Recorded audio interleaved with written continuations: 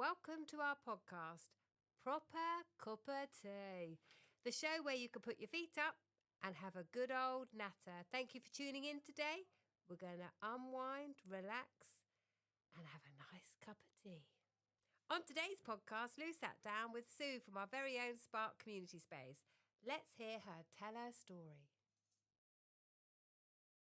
Welcome to Spark on a Wednesday afternoon. We decided to do a random podcast this afternoon as part of our Volunteer Appreciation Week. So we have Sue Dawkins in, who's a long-time volunteer with Spark. So hello, Sue. Hiya, hi Lou. How are you today? I'm absolutely fine. Long term, only since a year last April when we first opened. Oh, amazing. So did you actually work with Spark before then, like Sherlock's? No.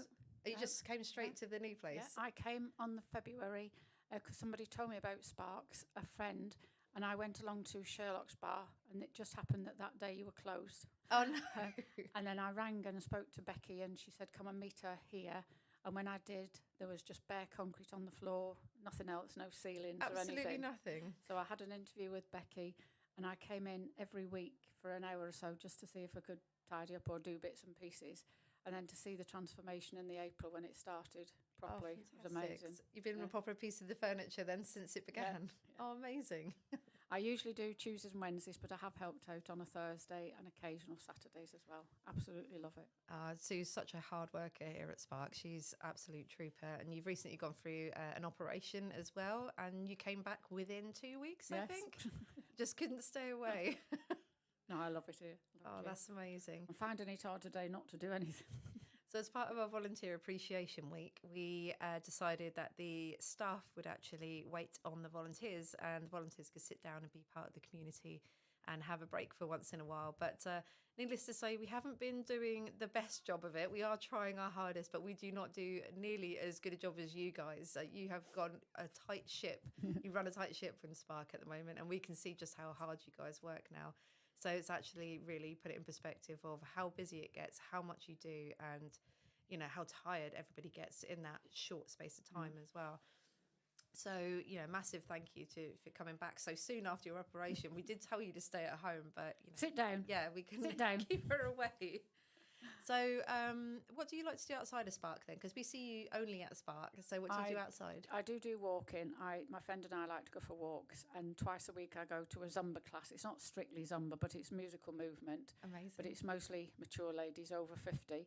And I enjoy that. So that's an hour of just moving around to music, arms and legs and everything. And then on a Friday morning, I go to a Slimming World class, which since I've lost 4 stone, I still go every week to make sure it doesn't creep back on. That's amazing. And a group of us afterwards go for a cooked breakfast. And we call ourselves our group of tossers. Oh. There's a joke behind it. Oh, it must be hard to resist the cake and toasties here as well then. Oh, yes, it is. Yes, it is. Yes. No, I don't. I am very good. I stay and try and keep in target. So. No, you look great though. You know, I don't know why you would say you were going to a slimming club because you don't need to. If you don't go, I've been at Target now for about 18 months. But when you go free of charge once you've lost your weight. Amazing. But if I didn't go, this it isn't can an advert slide for back Slimming on. World, by the way. No, I've dieted on and off all my life, but with Slimming World, it's more just a healthy way of life. What I've cut out is biscuits, chocolates, and cakes. But everything else I eat. You look fantastic. I mean, obviously nothing's keeping you, you know, on your hip, is there? So with your dancing, your walking, everything else. So you sound like you're pretty active. And I had 3 people, the first 3 visitors that came to see me when I came back home after the operation, when I'd been to my daughter's, they all bought me blueberries because they weren't allowed to bring me chocolates. Amazing. So it's blueberries that keep me healthy. Okay, I mean, you must resist all the cake here as well. The 10th hole tea room cake. Yeah, That's I so do. hard to Easy, resist. yeah. Well done. Fantastic. So what do you, what is the thing you love most about then coming to Spark? What is it? Because my background, I worked for 36 years as adult social care, which I loved. I just love being with people. I love helping people. It's just in my blood to always do it. I worked for 9 years as a home help, going into people's homes. And then I worked at a day centre for a year, loved helping people. But my ambition was to be a social worker. So I started in 1989 for 3 years, unqualified social worker. Then I was lucky that Hampshire seconded me to do the degree. So I was a mature student for 2 years at Southampton Uni. We had to go to uni twice a week and then work the rest of the time. Absolutely loved it. But my passion also was running a carers group. I set up and ran a carers group in 1989, one of the first in the city. And then I became a champion for carers and carried on from there. So I ran the group for 25 years. Oh, that's fantastic. Blimey. And I just loved it. I love meeting carers and hearing their stories and getting them to meet with other carers, because that's where the support is. Yeah. Okay, so it's always been a part of your heart then to want to be involved closely Help with people. Yeah. When I retired, I didn't retire till I was 67 because I love the job, but the last year it was too much computer work and tick boxes and the usual thing. And when I retired, I thought, what am I going to do with myself? So I volunteered with the Stroke Association, and I used to visit people in their own homes that had had a stroke, which again was like part of the social work thing. Amazing. And I volunteered at the League of Friends at QA, the hospital, and I did the trolley once a week and helped in the cafe. Then all that stopped through the pandemic. Of course. And of course, we lost everything through the pandemic. You know, I couldn't do anything then. About just an hour's walking every day with a neighbour. And then after the pandemic, we were still not allowed to go and visit people in their own homes with the Stroke Association. And the cafe didn't reopen at QA, so I didn't go back there. And I floated for a little bit. And then I heard about Sparks. And I thought, it's just up my street, meeting people and talking to people. Oh, Because fantastic. as people that know me, I can talk. Oh, you can talk, yeah. But I think it's just great. nice. It's just nice when people come in and you can see they're nervous and shy, and you just sit and chat to them, and it's just lovely to see the difference. You've always seemed natural around people. Like, you don't have any problem sitting down to talking to people. Like, especially, you know, you do not seem to possess much anxiety around that sort of thing. I have no anxiety, no stress, nothing worries me at all. That's Nothing perfect. phases me. You're a perfect Nothing. volunteer then, pretty much. Yesterday, when the lady was doing the meditation and she was saying to get rid of your stress, I said, I don't get stress. There's no stress in my vocabulary You've always seemed at all. very calm. You've Yeah. always seemed quite grounded. Yeah. And what do you put that down to? Is that down to your exercise and giving back? Common or? sense, I think, and I don't know whether it's right to talk about it, but when I was 40, my friend and I were talking to a lady one evening, and she said she'd had asthma really badly, and the following day, my friend rang me to say this lady had passed away suddenly that night, and I just sort of put it in perspective. I thought, I'd been worrying about paying a gas bill or something that week, and I thought, why worry? So my brain has gone into switch that I don't worry. There's no point worrying. You can worry all day long, and at the end of the day, you haven't solved anything. And my daughter was in the army for 17 years, served in Ireland, Afghanistan, all over. And people used to say to me, well, aren't you worried? Well, I can't do anything about it. There's no point worrying. So that's my logic. And working in social work, you can't worry. So you can't plan for anything either in that sort of line of work. You don't know what's coming the next day, do you? So, And I can deal with conflict very easily because I've been told to, in rude words, from people's homes before, so I can deal with conflicts, no problem to me. I think once you've been exposed to it for a while, it certainly toughens you up and puts things in perspective. It becomes easier Just to not be stay so calm. affected. Stay calm. Yeah.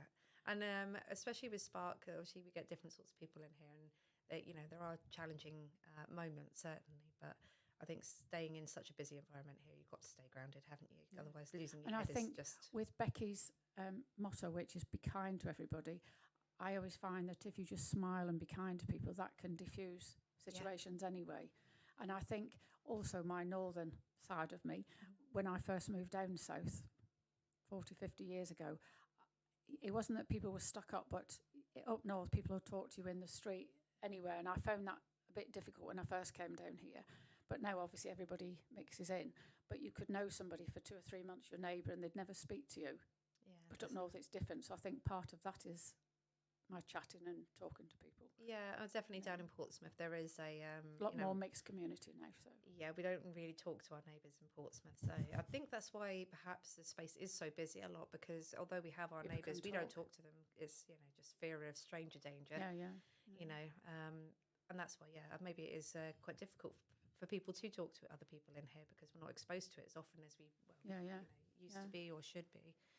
So no, you've always been chatty with people as much as I've seen. You've always got something to say, something to talk about, and you've always got a smile on you as well. You've always got some joy there to give. I avoid conflict. So when they start talking about politics, football, or religion, I back off then and keep my mouth shut.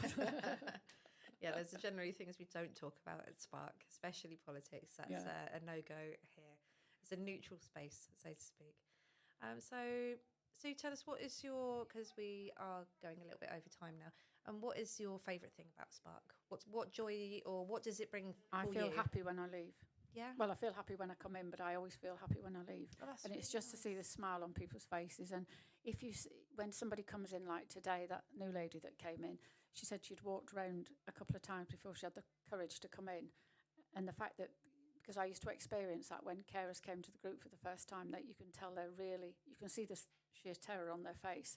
But just to go up and have a smile or just hold a hand and just say, come on in, and give a smile, and that helps. You know, people relax then when you smile. And that matters so much to people. And obviously then you get something back from that, knowing you've helped somebody too. And you can see it in you as well. I mean, you're in tie-dye rainbow at the moment. You've got a massive smile on your face. Like, you know, you are pure sunshine. Always happy. Always happy. And you're easy to talk to. So, and this is why it is important that the volunteers that we have this disposition of being welcoming and kind. We can't be mean and moody, can we, being a volunteer? Absolutely not. No, it just doesn't work in this space. I think what is valued here is that we know that some volunteers have had a hard time, like at home or whatever, and they know there's always a helping smile or a hug or something that helps you to put it right. And I think you feel comfy here as well. Yeah. And I said to that new lady, because she said she has some different times, I said, you just go and sit down and you just take a space and people will be supportive of you. Yeah. You know, you can make you a cup of tea or whatever. And I said, you won't be pushed to do anything. So hopefully she'll come back next Wednesday. Yeah, fingers crossed. And obviously I know you get so much joy from it too. So it works both ways, and that's it's amazing, like what you give, you get back here as well. So the effort you put in, it will come back to you in just, even if it's someone just saying thank you or a hug or something like that. I'm a hugger. You are. Yes, you are a hugger. Amazing. Oh, no, thank you so much, Sue, for all that you do for Spark. I mean, it makes a massive difference when you're here, and everybody does look forward to seeing you and having you. It's just funny being told, sit down. Yeah. It's been a strange couple of days already. So, yeah, we are. Well, it's not going to continue for too much longer because we're just not used to it. But you guys do an amazing job of what you do. So. This has been Lou from Spark and speaking to Sue Dawkins, one of our volunteers. And just thank you for taking the time out this afternoon. Yeah, that we've had the time to be able to do this for a change. So thank you very much. Thanks very much.